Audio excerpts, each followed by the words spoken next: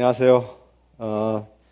오늘 제가 말씀드릴 거는 많은 사람들이 얘기하는 미래 4차 산업혁명의 가장 핵심 중에 하나인 자율주행 자동차에 대해서 자율주행 자동차라는 것이 어떤 거고 앞으로 어떻게 변화가 될 거고 그거에 따라서 우리가 기대하는 게 뭔지 이런 것들을 한번 살펴보도록 하겠습니다.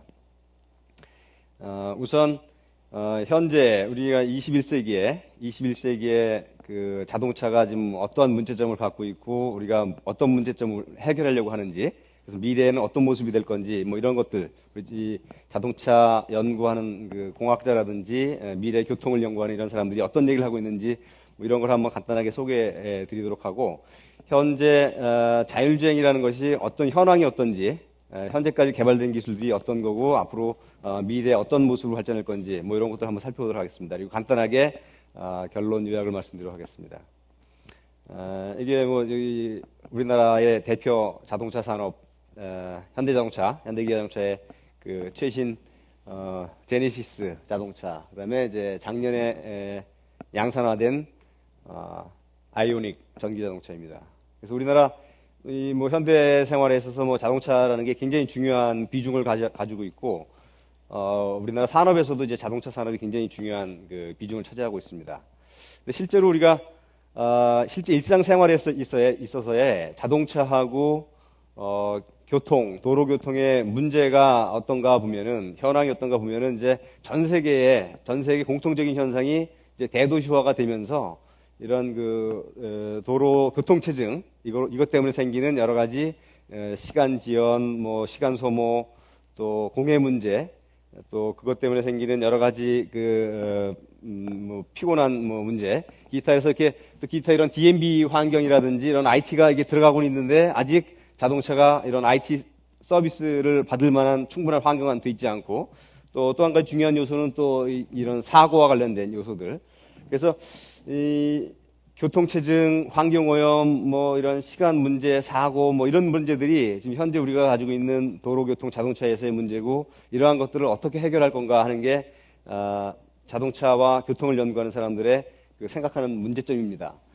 그럼 미래에는 그럼 어떤 모습이 될 건가, 어떤 방향으로 가야 될 건가 하는 게 얘기하는 것이 이제 하나의 많은 사람들이 얘기하는 걸 한번 제가 뽑아서 본 건데, 첫 번째는 이제 이렇게 모든 자동차가 하나의 가상의 세이프티, 이 방어막을 갖는, 그래서 자체적으로 서로 보호하는 이러한 안전한 자동차가 되어야 되겠다. 그래서 능동적으로 안전하게 작동되는 진경 자동차, 이런 게 하나의 얘기고, 두 번째는 이제 이렇게 클라우드 서비스라는 걸 통해서 이런 ICT 신기술을 이용해서 이런 안 보이는 환경하에서도 자동차에게 적절한 인포메이션을 주어서 이런 도로 환경에 내가 어떻게 가야 되고 어디로 가야지 안전한지 하는 이런 것들을 차량이 실시간으로 제공하는 이런 커넥티드 차량이 돼야 되겠다 하는 거고, 세 번째는 이런 자율주행, 그래서 자율주행을 통해서 내가 편하게 쉴 때는 언제든지 자동차가 알아서 내 역할을, 운전하는 역할을 대신해주는 이런 자동차가 돼야 되겠다 하는 이런 것들이 이제 앞으로 미래 자동차의 모습, 미래 자동차 교통의 하나의 모습이고, 또 한 가지는 이제 Electrification, Sharing and Automation, 이런 세 가지 키워드를 통해서 지금 우리가 사용하고 있는 자동차, 저도 서울에서 학교로 출퇴근하려고 그러면은 거의 평균 한 1시간 40분에서 차 많이 막힐 때 한 2시간을 매일 출퇴근용으로 사용하고 하루 종일 학교에 세웠다가 또 집에 가고 이런 식인데, 이제 앞으로는 이제 그렇게 사용하지 말고 이렇게 공유 차를 좀 나눠서 같이 쓰자. 언제든지 내가 필요할 때 사용하고, 이런 전기 자동차 자율주행이라는 이런 기능을 이용해서 내가 편안하게 꼭 운전하고 있더라도 나는 운전을 직접 안 하고 이제 편안하게 목적지까지 이동하는 이런 방향. 그다음에 친환경 자동차, 친환경 일렉트릭 자동차, 이런 걸 이용해서 이런 도시의 오염, 공기 오염 문제 이런 걸 해결하자 하는 이런 것들이 하나의 앞으로 생각하는 미래 자동차 교통, 이런 것들의 하나의 모습이라고 볼 수 있겠습니다. 그러면 여기에 이제 자율주행 자동차라는 것이 이제 굉장히 중요한 역할을 하고 있는데, 그럼 자율주행 자동차가 어떤 거냐, 지금 현황은 어떻고 앞으로 어떤 모습으로 갈 거냐, 이런 걸 한번 살펴보도록 하겠습니다. 그래서 보통 우리가 자율주행 자동차라고 하면은 이제 보통 레벨 1, 2, 3, 4, 5, 그래서 얘기를 하는데, 이 레벨 5라고 얘기하는 게 보통 이제 우리 보통 그 일반인들이 생각하는 자율주행 자동차. 그럼 예를 들면 우리가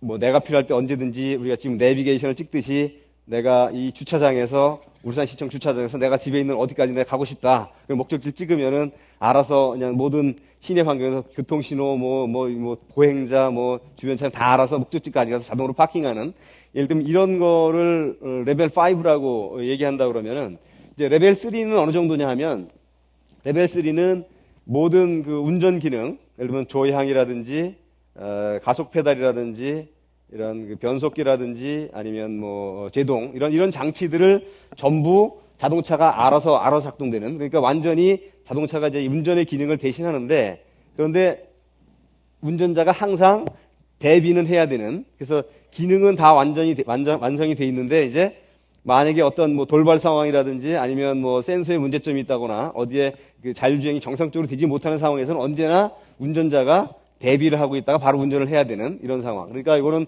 기능적으로는 완전히 자율주행이 가능한 거지만 이제 운전자가 항상 대비를 해야 되는 이런 상황이고 레벨 4라고 하면 뭐냐면 이제 언제든지 내가 스위치 온하면 나는 이제 차에는 신경을 안 써도 되는 그래서 자율주행이 되면서 자체적으로 어디에 문제가 있는지 없는지도 파악을 하고 만약에 문제가 있다 그러면은 스스로 진단을 해서 안전하게 유도도 하고 안전한 곳으로 정차까지 하는 뭐 이런 레벨. 그래서 자체적인 진단이 가능해서 완전히 나는 이제 차한테다 맡길 수 있는 뭐 이런 레벨을 레벨 4라고 얘기를 합니다. 그래서 레벨 1, 2는 이제 부분적인 부분적으로 자동 기능만 가능한 뭐 이런 걸 레벨 1, 2라고 얘기하고 그래서 우리가 궁극적으로는 이제 이런 레벨 4 정도가 돼야지 내가 편하게 운전 안 하고 안전하게 목적지까지 가는 이런 그 자동차가 되겠다 하는 걸 보고요.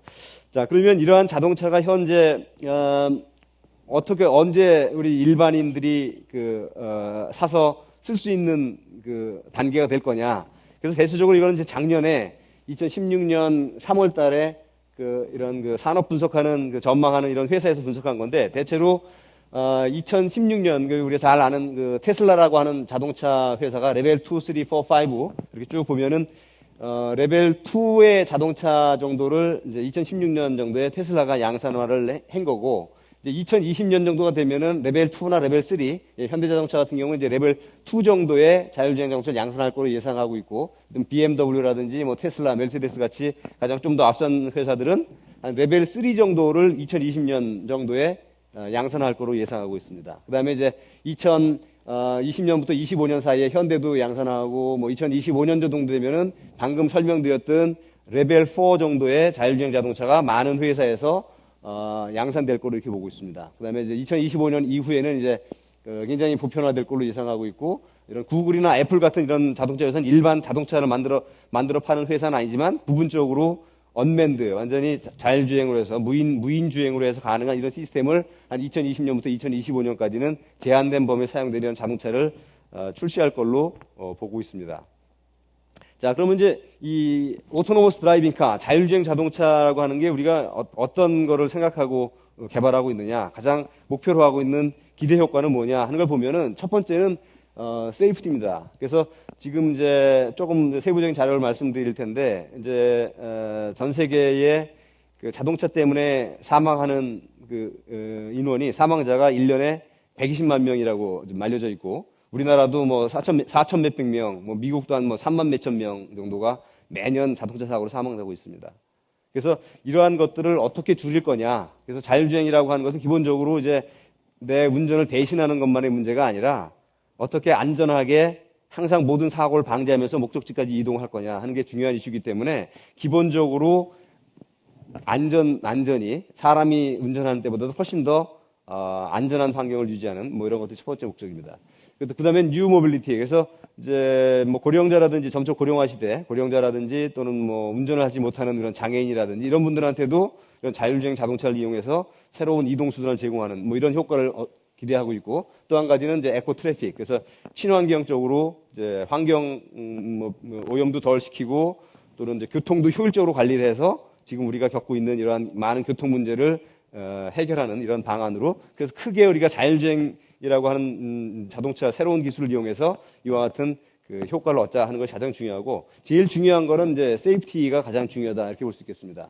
그래서 방금 말씀드린 것 같이 전 세계적으로 우리가 한 120만 명이 매년 그 자동차 사고로 사망을 하게 되고, 뭐 시간으로 따지면 뭐 매 시간 114명이 사망하는 이런 일이 있습니다. 그래서 우리나라 사망 사고 데이터인데, 이거 과거 1970년부터 2011년까지의 쭉 데이터입니다. 그래서 지금 이제 작년 2016년은 약 5천 명 이하로 내려왔다고 되어 있는데, 보면은 이제 약 1989년, 90년이 한 13,000명 정도까지 사망 사고가 있었다고 하는데, 그래서 또 보면은 지금 현재 자동차가 우리나라가 한 2,200만 대가 있는데, 요때 1985년도, 88년도가 이제 서울 올림픽이 있었는데, 1985년도에 우리나라 자동차 등록 대수가 한 100만 대라고 그럽니다. 그리고 1980년도, 88년 88 올림픽까지 약 한 3년 동안에 200만 대로 급속하게 늘어났고, 그러면서 이제 사고도 급속하게 늘어나서 이제 10,000명 이상의 해마다 사망 사고를 내다가, 지금은 이제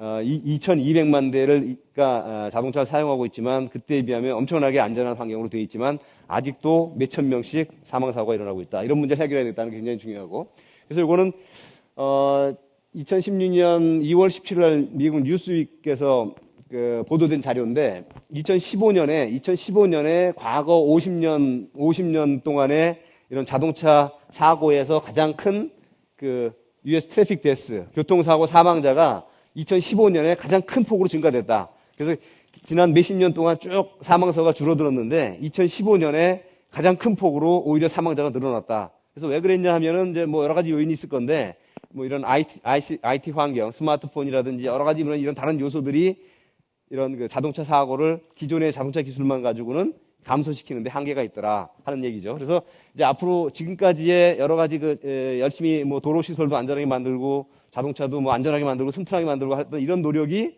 어느 정도 한계와 있다, 이런 뭐 이걸 간접적으로 의미한다고 볼 수 있겠습니다. 그래서 이제 지난 이제 2000년 이후부터 많은 선진국에서 얘기하는 것이 이제 2000년 그 당시에 2000년에서 2020년 정도가 되면은 우리가 제로 페이털리티, 그래서 우리가 자동차 때문에 사람 죽는 일은 우리가 없도록 만들자. 그래서 뭐 딴 나라에서는 모르겠지만 예를 들면 스웨덴, 영국 뭐 이런 자동차 안전과 관련된 최선진국에서는 최소한 우리나라는 자동차 사망 사고 없는 그런 나라를 만들어서 제로 페이털리티라는 그런 비전을 내세우고 노력을 했는데, 그래서 그러한 것들 중에 하나가 이제 이런 변화죠. 패러다임 체인지라고 할 수 있는 큰 변화. 그래서 이런 기존의 패시브 세이프티에서 액티브 세이프티. 그래서 패시브 세이프티라고 하는 이제 자동차 사고 난 다음에 어떻게 안에 있는 승객을 안전하게 보호할 건가 하는 거고, 액티브 세이프티라고 하는 것은 사고가 안 나게 사전에 방지하는 이런 기술들.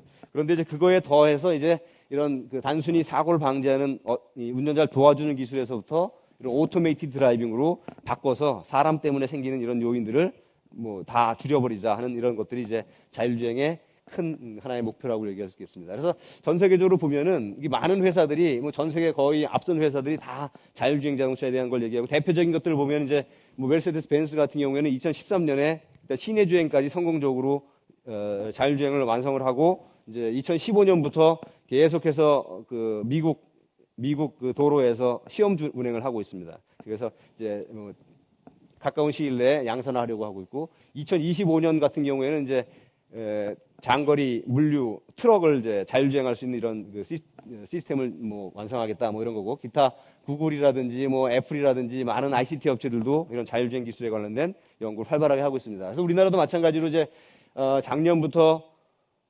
자율주행 운행 허가 제도라는 걸 국토부에서 만들어서, 이 자율주행 기술을 개발하려면 실제로 이제 만든 다음에 실도로에서 주행을 해서 성능을 검증하는 게 굉장히 중요한데, 이제 자동차라고 하는 거는 이제 굉장히 중요한, 안전에 중요한 거기 때문에 임의로 뭐 하나 바꾸면은 다 불법으로 이미 막 돌아다니면 안 되죠. 그래서 자율주행 자동차라고 하는 건 이제 이미 뭐 일부 수정뿐이 아니라 이제 뭐 완전한 운전 기능 자체를 다 기계 시스템이 하는 거니까 이건 엄청난 변화인데, 그래서 그러한 자율주행을 한 차량에 대해서 어떠한 일정한 안전 성능 기준을 만족하면은 이제 도로에서 운행할 수 있는 그런 허가 제도를 우리나라에서도 만들었고, 다양한 이런 시험 평가 제도라든지 이런 걸 만들고 있습니다. 그래서 이건 이제 작년에 그래서 저희가 저희 서울대학교 연구실에서 개발한 자율주행 자동차를 이제 실제 고속도로에서 경부고속도로하고 영동고속도로에 걸쳐서 한 40km 정도를 자율주행을 해서 최초로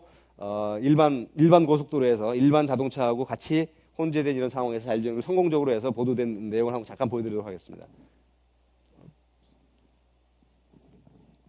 이것 좀 한번 해주시죠.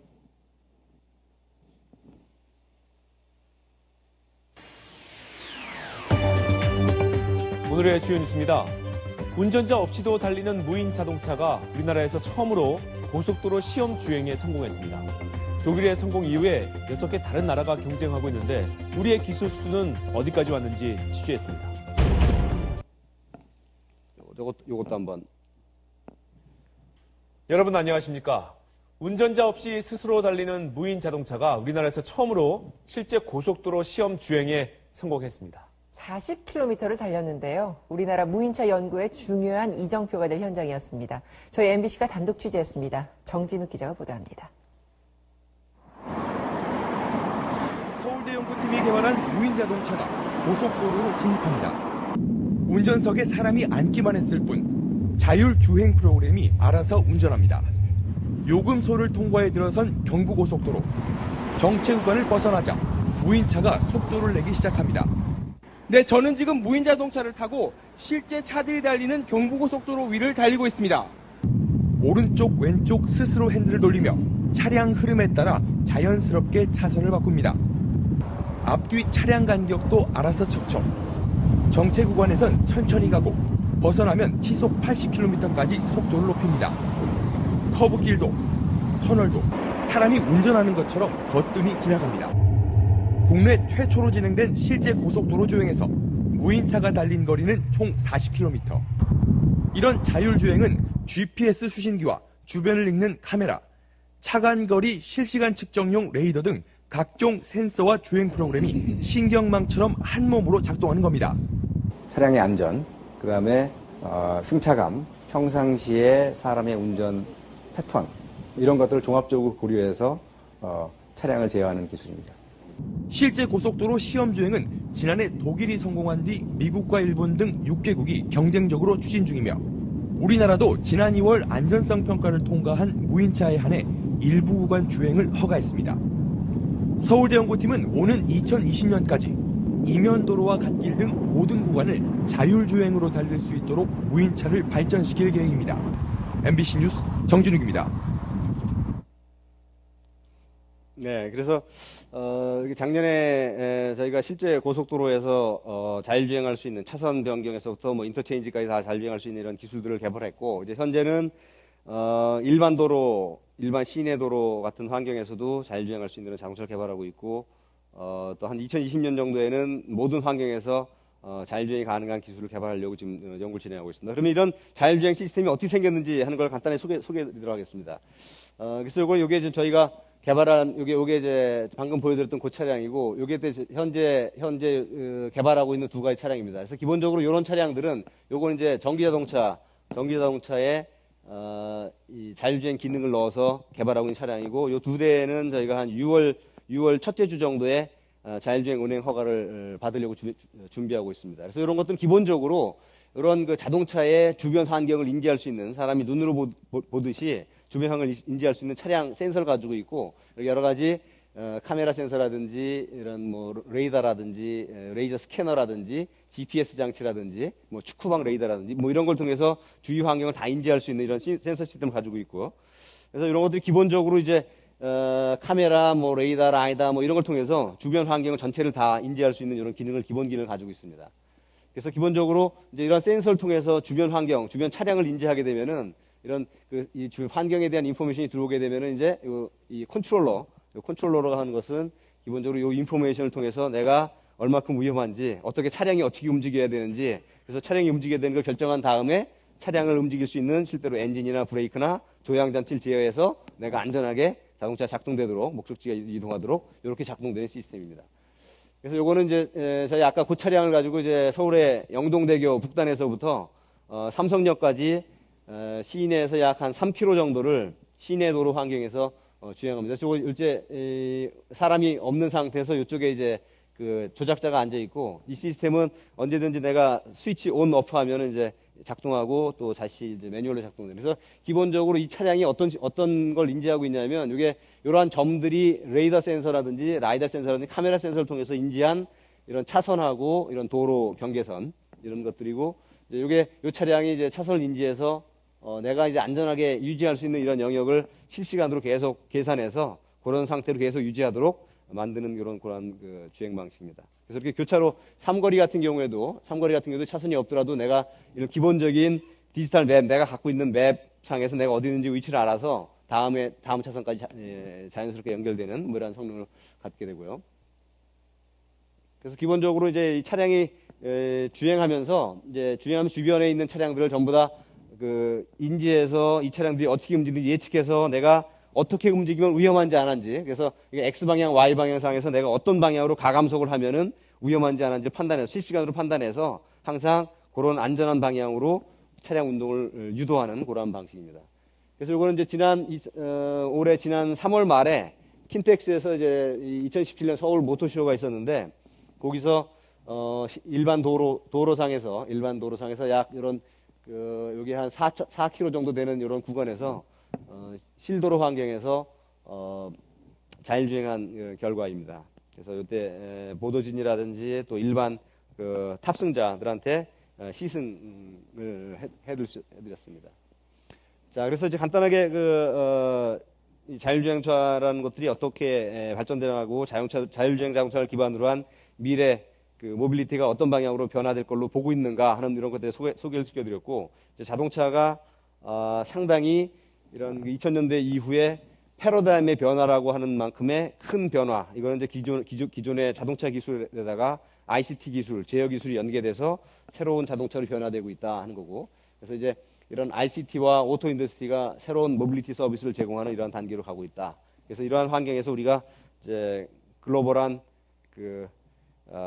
산업 경쟁력 이런 걸 어떻게 잘 확보할 거냐, 계속해서 자동차의 이제 주도적인 우리 산업 경쟁력을 확보하는 게 굉장히 중요하겠다는 거고요. 그래서 제일 중요한 거는 이제 이러한 자율주행 기술이 다른 여러 가지 그 부가적인 그 새로운 서비스를 제공할 수 있지만 제일 중요한 건 역시 새로운 라이프 세이빙 테크놀로지다. 그래서 이 다음 단계의 새로운 도로 교통 안전을 혁신적으로 증가시킬 수 있는 인명을 구조하는 아주 중요한 기술이다 하는 것을 말씀드리고 싶습니다. 네, 감사합니다. 이상 마치도록 하겠습니다.